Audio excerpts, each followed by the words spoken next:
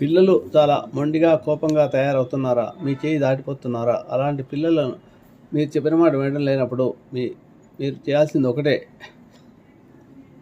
ఏంటంటే, ప్రతిరోజు కూడా శ్రీరాముని గుణగణాలు వర్ణించే రామాయణంలోని అయోధ్యాకాండలోని 1-2 సర్గలను రోజుకొకసారి పారాయణం చేయండి.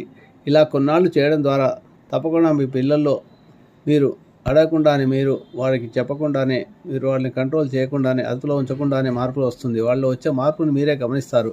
తప్పకుండా ఈ ప్రక్రియ చేసి చూడండి. మార్కెట్లో ఎక్కడైనా మీకు రామాయణానికి సంబంధించిన పుస్తకం దొరుకుతుంది. దాంట్లో రామాయణం సర్గలు 1-2 సర్గలు తెలుగులో ఉంటాయి. వాటిని తీసుకొని రోజు కొంతకాలం పారాయణం చేయండి. తప్పకుండా మీకు మీ మానసిక బాధ తగ్గుతుంది. మీకు చాలా సంతోషం కలుగుతుంది. పిల్లలు మంచి సక్రమ మార్గంలో వచ్చి మీరు చెప్పిన మాట వింటారు. ప్రయత్నించి చూడండి.